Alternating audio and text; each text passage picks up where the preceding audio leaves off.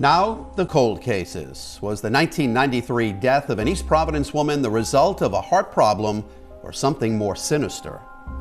There's a lot of unknowns with her case. The one thing I do know is it's finally moving forward.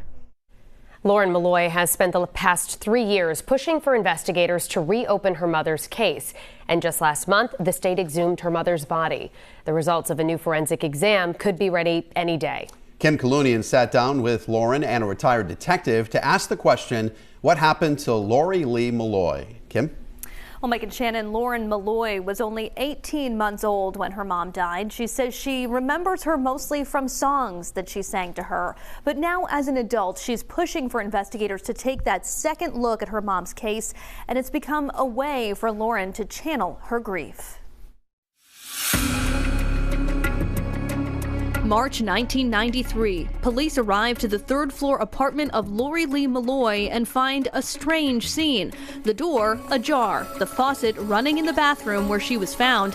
Tufts of hair litter the floor and slices of bread are scattered around Lori's nude body. 2 empty drinking glasses are on the kitchen table. A police report from the Times says the detective division is investigating this matter as a homicide. But the medical examiner said 30-year-old Lori died of natural causes. Finding no major injuries or drugs in her system, he listed the cause of death as hypertrophic cardiomyopathy, a heart condition. The case was closed.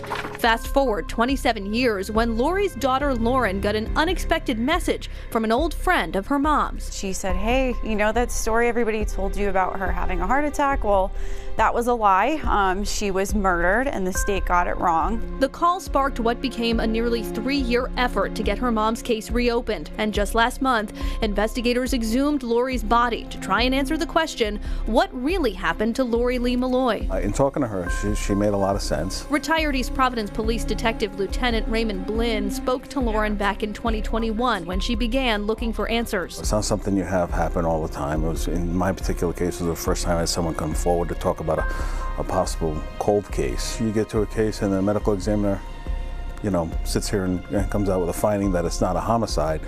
It's pretty much the seal on that case that it's not going anywhere.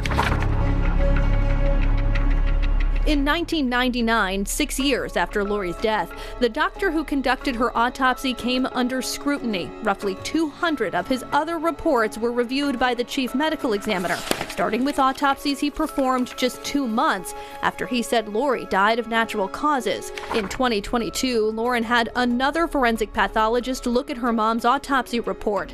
In an email, he told her more investigation is needed and the originally listed cause of death is unlikely to be correct. Now, East Providence police say they are awaiting the updated findings from the medical examiner and guidance from the Attorney General. You've been doing this a long time. What's your gut feeling on this case?